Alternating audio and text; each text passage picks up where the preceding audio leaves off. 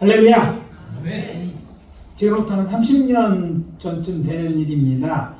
한국에 이제 부흥회를 다녀오신 목사님이 저희들 부부에게 저녁을 한번 사주신 일이 있어요. 그래서 우리 담임 목사님은 아니셨는데 그 목사님 저녁 사시면서 이제 부흥회 다녀온 얘기를 하시는 거예요. 근데 이제 집회를 부흥회 가기 전에 한국에서 이제 한국에 집회하기 전에 기도했을 거 아니에요. 기도하는 가운데 어떤 말씀을 이제 설교를 해야 되나 생각했는데 성령님께서 이제 본인에게 회개의 말씀을 전하라 이런 감동을 주셨대요. 그래서 이제 열심히 기도하고 가서 이제 준비한 말씀 첫날 이렇게 선포했는데 놀랍게도요. 그중에 담임 목사님이나 많은 성도들이 예배길에 큰 은혜 받겠다고 와서 악수하고 막 이렇게 이제 얘기를 하시더래요. 문제는 그 다음날 아침에 이제 회개에 대한 말씀만 준비했으니까 아침에도 같은 새벽에도 또 오전에도 그리고 저녁에도 같은 주제를 설교를 했다고 합니다. 그랬더니 이제 그 다음날 새벽이 되어져서 새벽 예배를 마치고 이제 아침 식사를 하는데 그 담임 목사님이 이렇게 이야기하셨다고 합니다. 자꾸 회개하라고 하니까 시험 드는 분이 많으니까 다른 설교 해주시면 좋겠다 이렇게 얘기하시더래요. 자꾸 반복하니까 나에게 하는 말로 다 들리더래요. 이게 참 은혜가 돼야 되는데 그래서 문제는 은혜가 안 되고 그게 시험거리가 돼요. 그래서 이 부흥회를 초청해서 인도했던 목사님에게 그게 부담이 돼서 그렇게 얘기하셨다는 거예요. 회개하라는 설교는 회개할 것이 없이 신앙생활하는 분들에게 부담은 없습니다. 그렇지만 그렇지 않은 분들에게는 시험거리가 될 수 있습니다.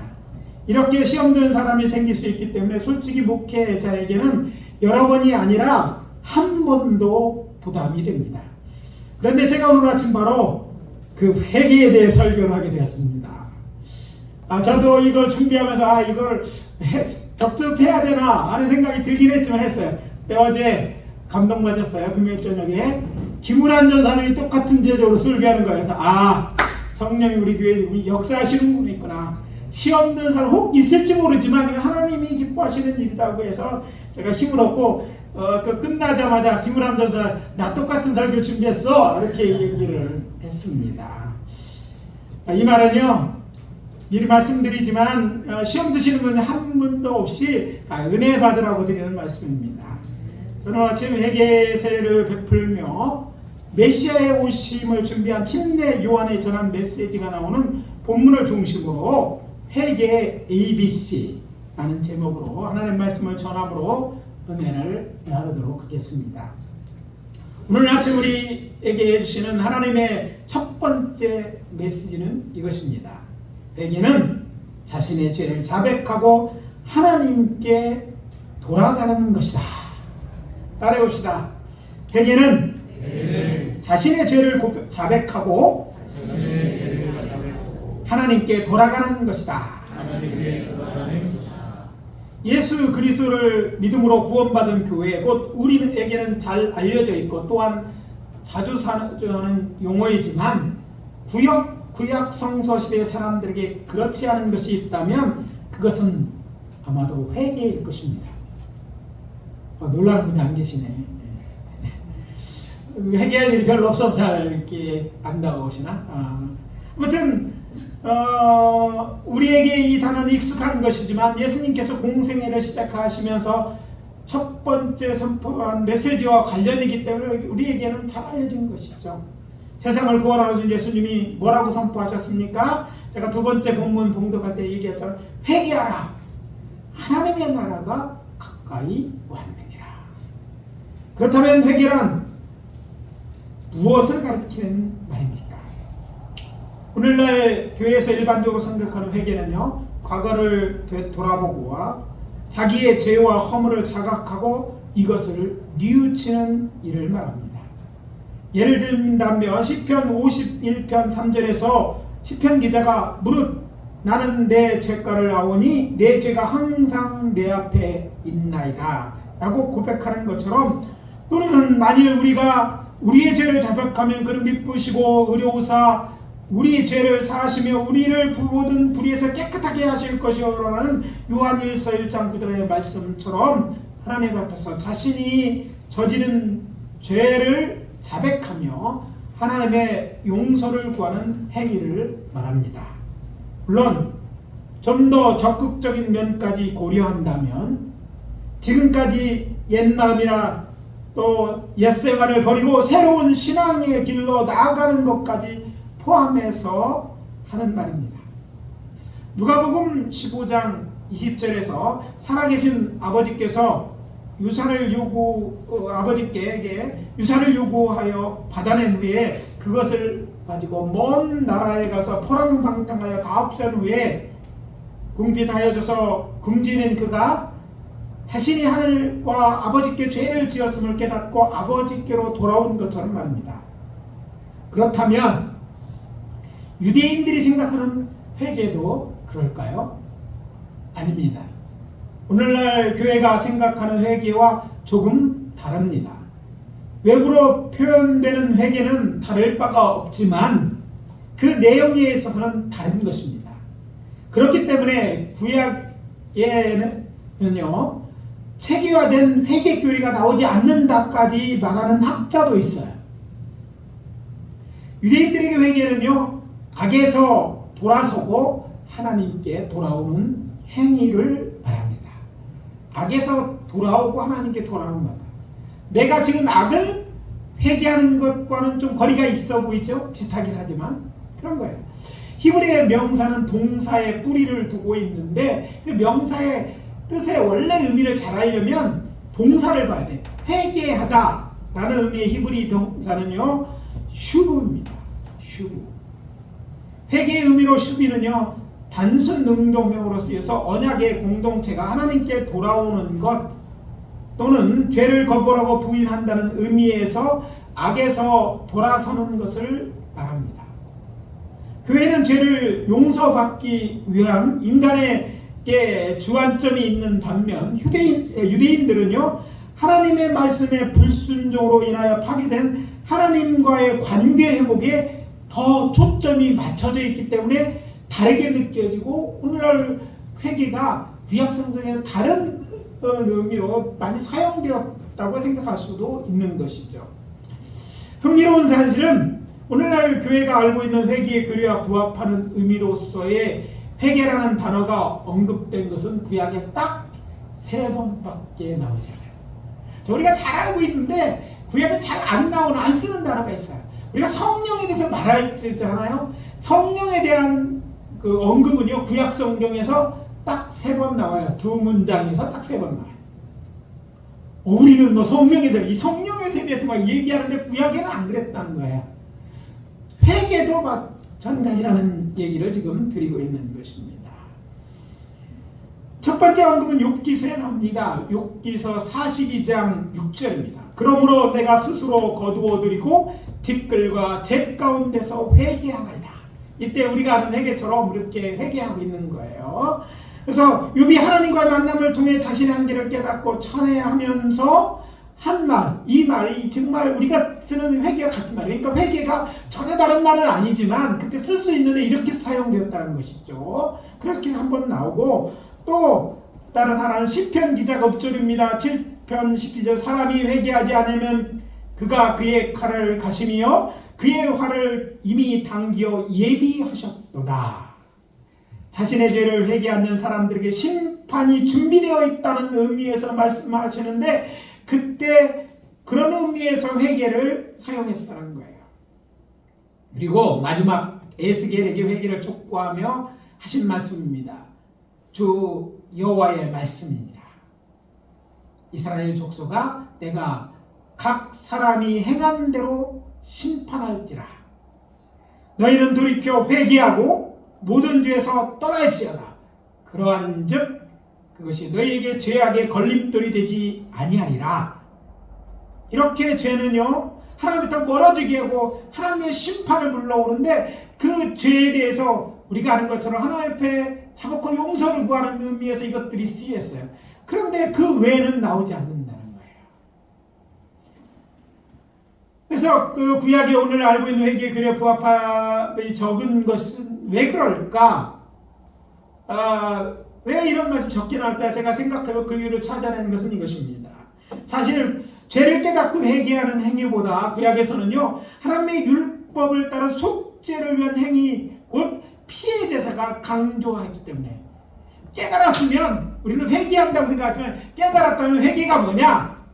깨달았으면 속죄 제물을 가지고 여호와 절에 나가서 속죄함 받는, 이게 행위가, 그거를 통해서 이게 회개가 이루어지는 거예요. 그러니까 도중에 우리가 깨닫고 고백하는 게 아니라 그것 자체가 삶의 고백인 거죠.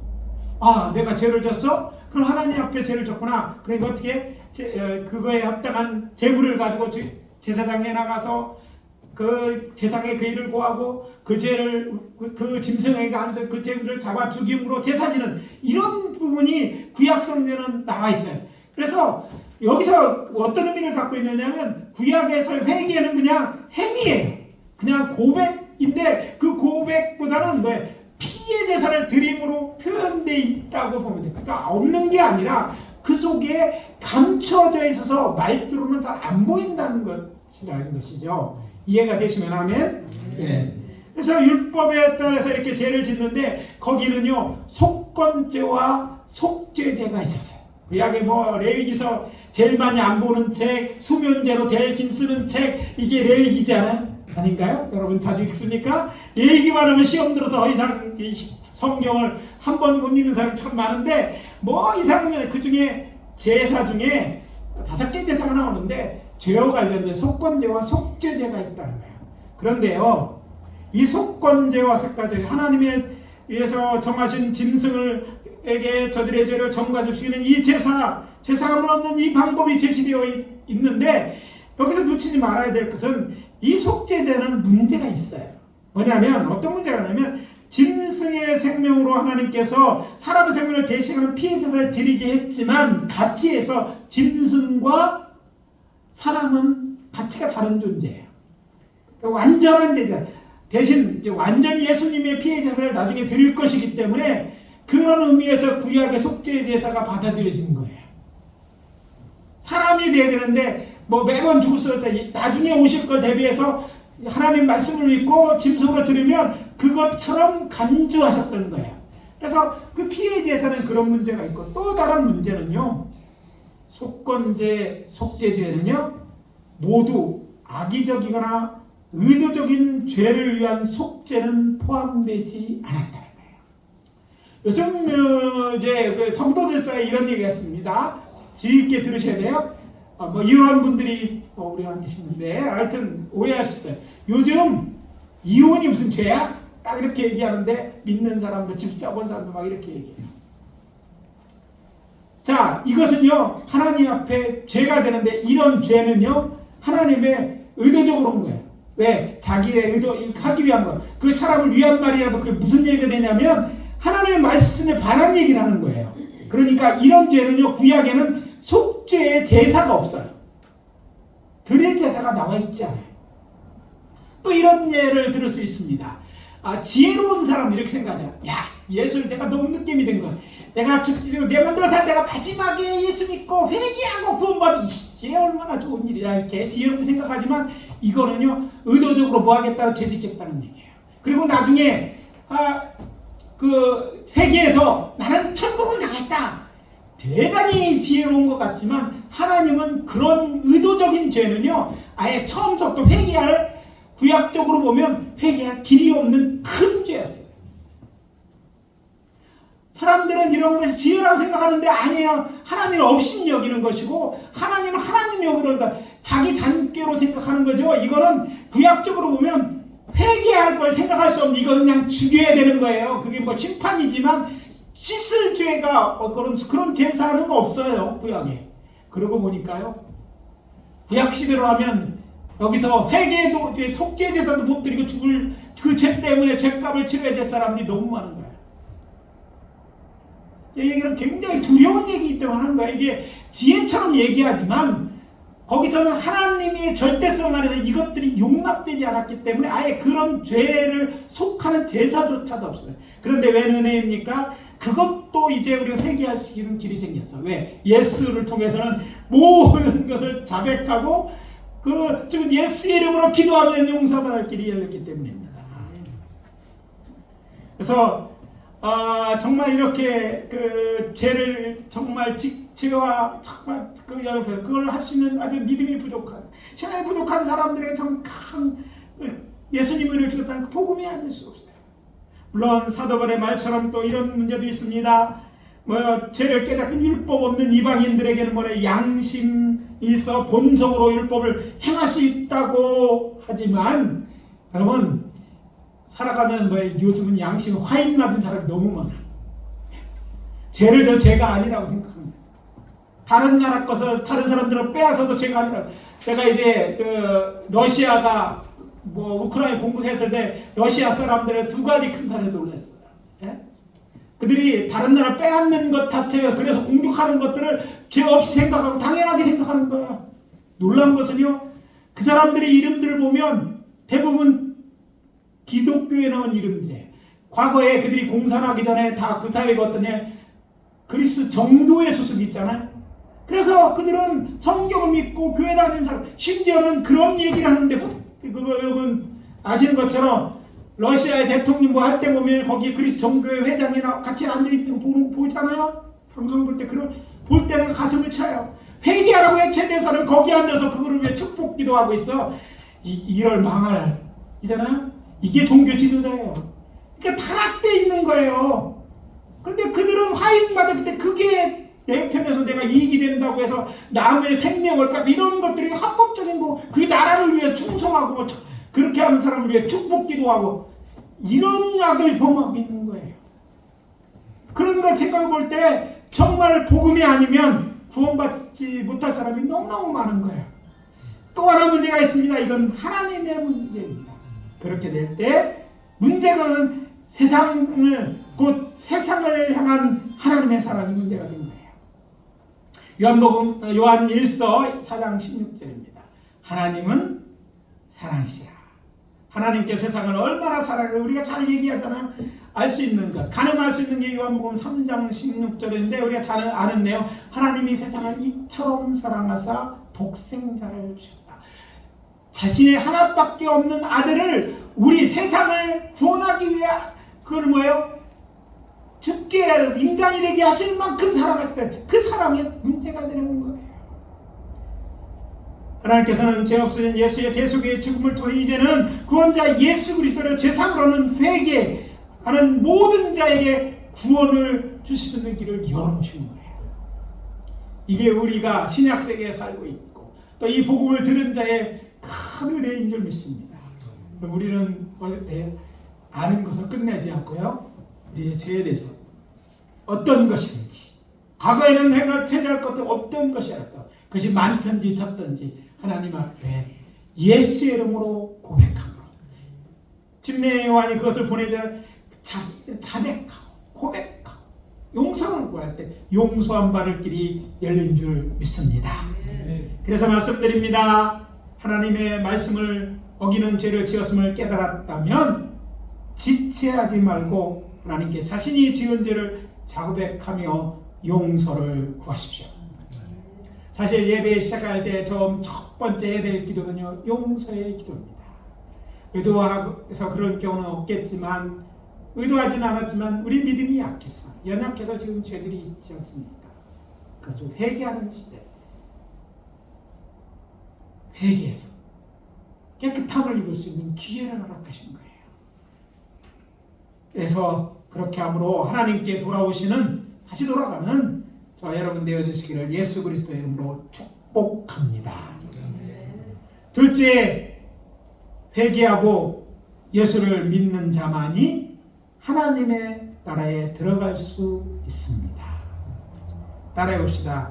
회개하고 예수를 믿는 자만이 하나님 나라에 들어갈 수 있다. 하나님의 나라에 들어가는 길은 다른 길이 없습니다.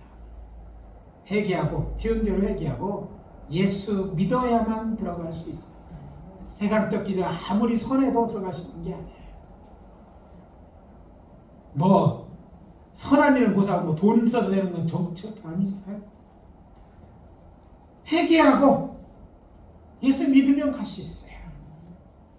다시 예수님이 선포하신 말씀으로 돌아갑니다. 이때부터 예수께서 비로소 전파하여 이르시되 회개하라 하나님의 나라가 가까이 왔느니라. 이 말은 회개해야 하나님의 나라에 들어갈 수 있다는 말입니다. 예수님이 누구십니까? 세상을 구원하려고 하나님께서 여호와 하나님께서 보내신 성자 하나님으로 하나님 나라의 왕이십니다. 아마도 이 자리에 계신 분들은 예전에 학교에 다니면서 나라가 되려면 세 가지 조건이 갖추어져야 한다는 내용을 배워서 알고 계실 거예요. 기억하신 분 계십니까? 세 가지 필요하다고요. 뭐가 세 가지 있어야 돼요? 예, 영토, 예, 주권, 국민, 예, 국민, 영토, 주권. 이 세 가지 옛날에 다 시험 봐서 다 맞으신 그런 기억들이 있을 거예요. 예, 그런 시험 문제만 나온 게 아니라 그렇지. 아무튼 그런 관점에서 하나님 나라를 생각하면 구세주 예수 그리스도께서 세상에 오시고 주께서 회개하라 하나님 나라 가까이 더 선포하셨다는 사실은요 매우 중요합니다. 이것은 구약의 선지자를 통하여 예언하신 것처럼 세상에 하나님 나라의 왕, 곧 평강의 왕이 오셨고 주께서 공적으로 왕으로서의 업무를 시작하신 것이기 때문입니다. 오늘날 우리 같은 민주주의 국가에서 주권은 어디에 있습니까? 국민에게 있어요. 뭐 국회의원에 있는 게 아니라 사실 대통령도 우리가 위임해 놓은 거지 주권은요 국민에게 있습니다. 그렇다면 예수 당시 그러니까 고대 근동 지방에서는 주권은 누가 가지고 있었을까요? 예, 왕입니다. 대부분 거의 모든 나라가 왕이 갖고 있었어요. 잘 아시는 것처럼 성 어거스틴이 말한 것처럼 그리스도인들은 그래서 두 개의 나라의 시민권을 갖고 있는데 하나는 하나님의 나라요, 다른 하나는 세상 나라입니다. 우리도 마찬가지입니다. 우리는 영적으로는요 하나님의 나라 백성입니다. 아멘? 예, 믿어지면 아멘. 동시에 우리는요 세상적으로는요 대한민국 국민입니다. 제가 한번 이야기한 적 있죠. 제 친구가 이제 역전업에 가게를 했는데 그 명함을 파는 걸 같이 있었어요. 그래서 명함을 샘플로 몇 개 달았는데 멋있는 명함이 하나 딱 있었어요. 내가 딱 놀랐어요. 딱 명함 딱 국민 하고 자기 이름 써놨더라고. 명함을 내긴 냈는데 쓸 게 아무도 또 없는 거야. 그래서 국민이라고 해줘서 국민을 파줬대. 그래놓고 이분이 너무 독특해서 국민도 팔 수 있다, 명 가질 수 있다 그래서 붙여놓으셨어요. 몇 개씩. 국민 그렇습니다. 국민입니다. 명함이죠. 국민도. 주권이 국민에게 있다는데 국민도 명함이죠. 아무튼 당시처럼 뭐 당시에는 뭐 보통 이제 세상 나라는 하나밖에 이제 한 나라에 속했죠. 요즘은요 물론 뭐 이 세상 나라는요 예, 한 나라에 속해 이중국적 우리나라도 허용하잖아요.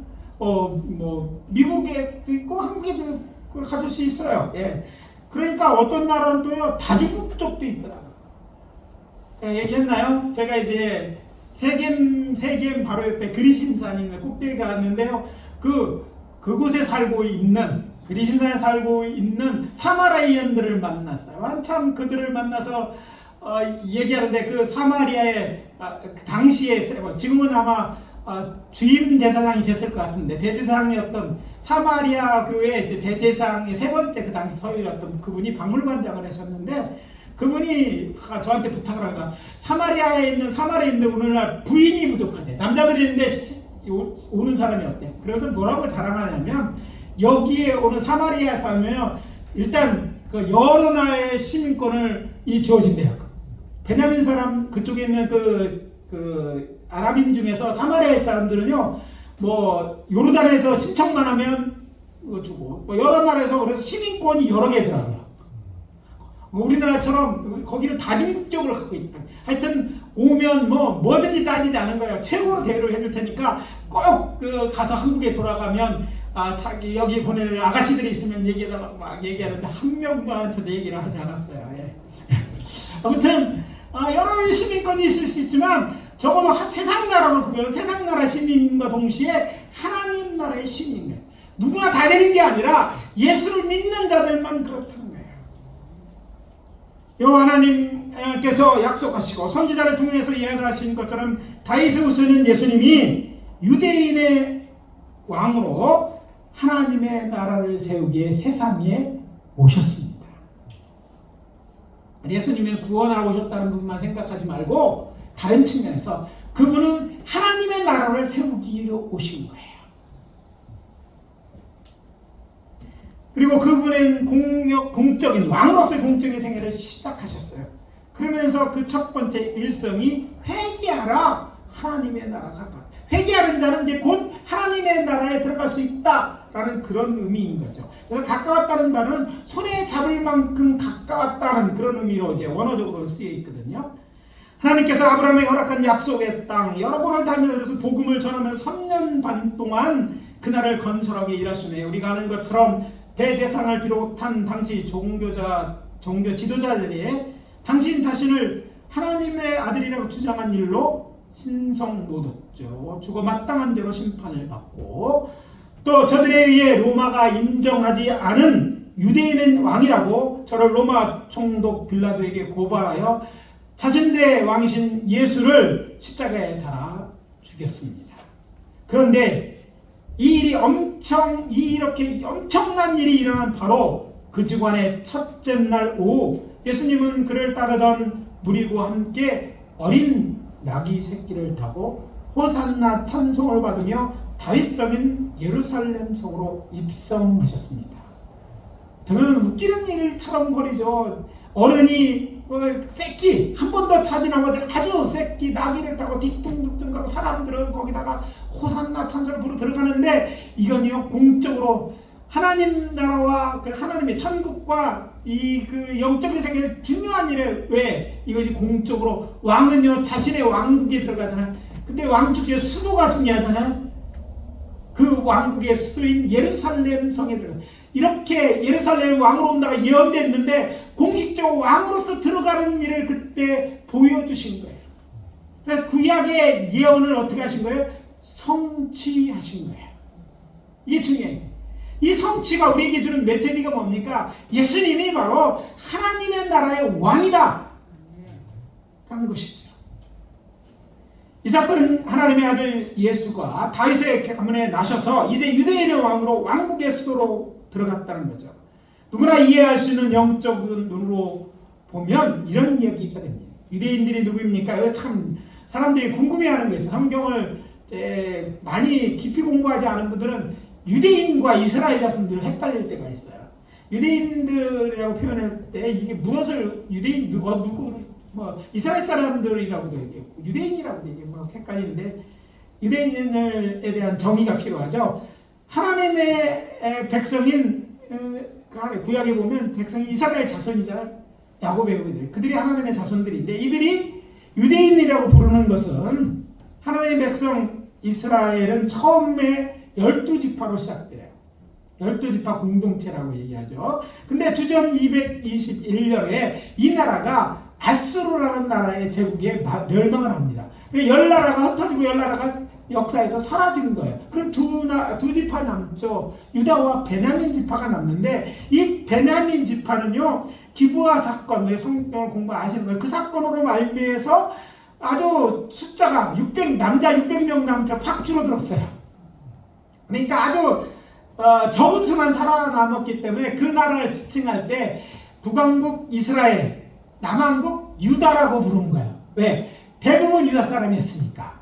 물론 이 12지파에도 제사장들이 레위 지파는 살았지만 지파라고 얘기했을 때 12지파로 하면 이제 10지파가 망하고 한 지파는 없어지다 해서 유다인들이 남았는데 유대인들 그래서 나라 이름을 유다라고 불렀고 유다에 속한 나라들이 결국 이제 유대인으로 불리는 거예요. 물론 그 중간에 주전 586년에 이 유다마저도 당시에 신흥왕국이었던 바벨론 쪽에 멸망당하죠. 근데 다 없어지고 북왕국처럼 없어진 것이 아니라 그들의 일부가 포로로 돌아오게 되고 또 잠시 동안 나라를 회복하였지만 그 나라마저 이제 로마 제국에 복속되어 신약 시대에 이르렀기 때문에 당시의 사람들을 유대인들이라고 부르는 거예요. 그때부터 지금도 유대인으로 부르는 것은 이제 다른 나라, 다른 지파는 다 없어졌고 이제 주로 유대인만, 아주 소수의 베냐민 지파, 뭐 또 거기에 북왕국 출신들 일부,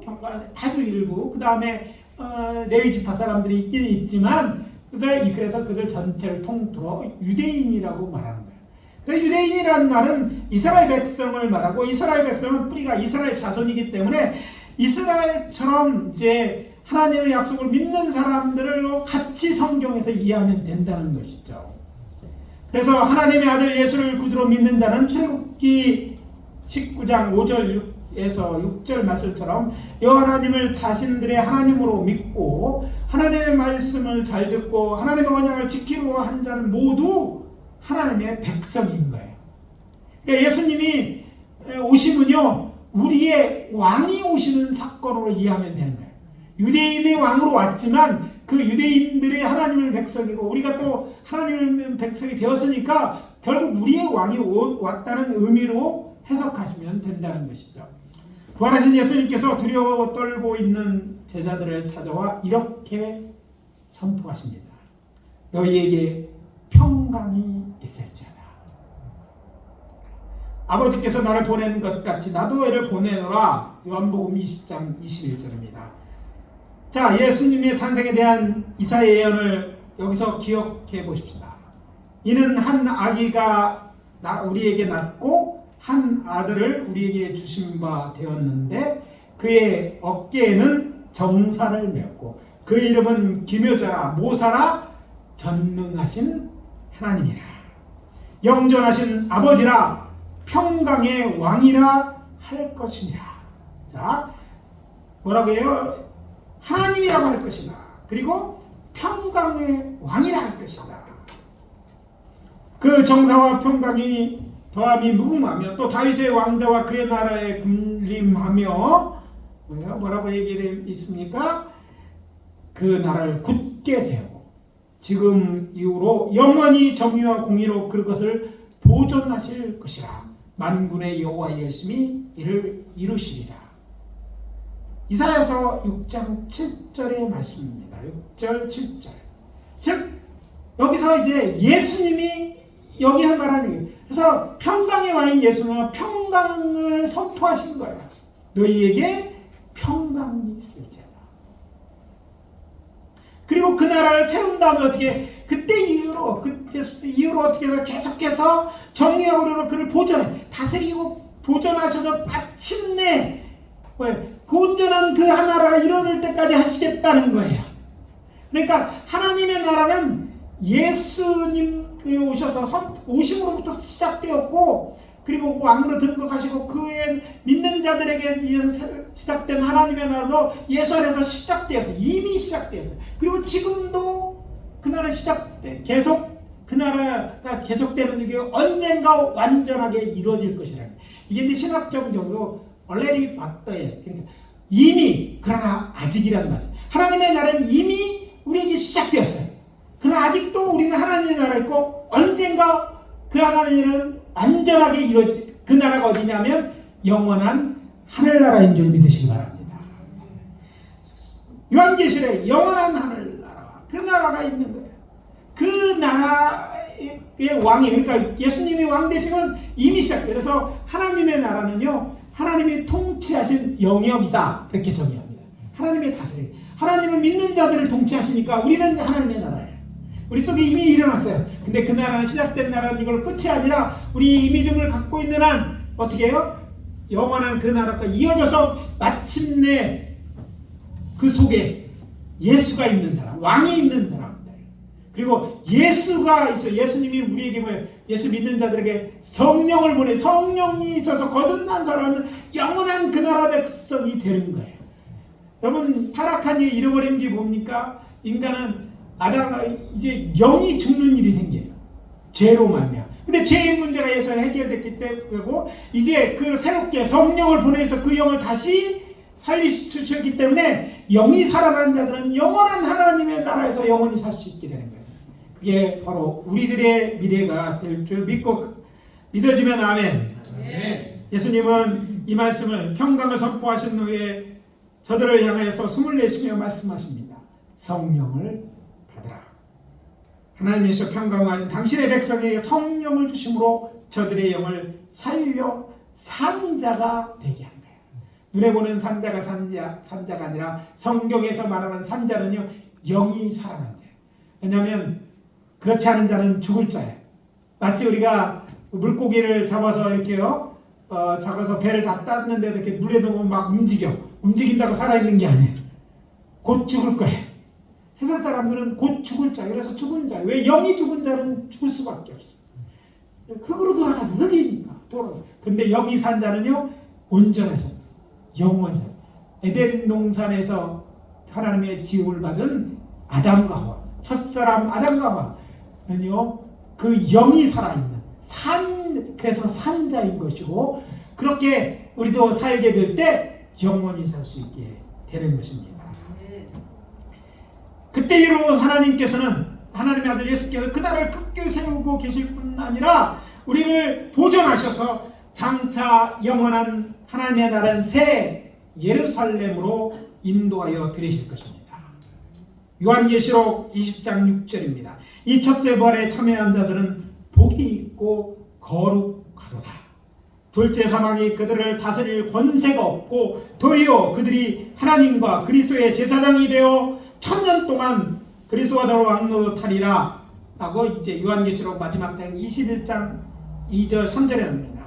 그리고 내가 봄에 거룩한 성 새 예루살렘이 하늘로부터 하나님께로부터 하늘에서 내려오니 그 준비한 것은 신부가 남편을 위하여 단장한 것 같다.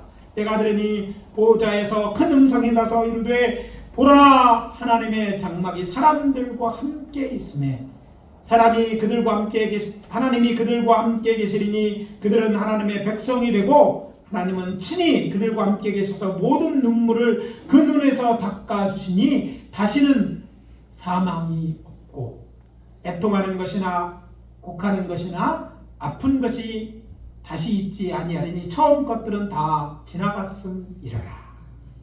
이것이 하나님의 백성에게 일어날 일들입니다. 그러니까 오늘 예수 믿고 죄에서 떠나 하나님의 백성으로 살아가는 우리에게 장차 일어날 것으로 믿고 신앙생활은 저와 여러분이 되어야 될 줄 믿습니다. 그런데 기억해야 될 것이 있습니다. 그렇다면 죄의 문제를 해결하지 않으면 어떻게 될까?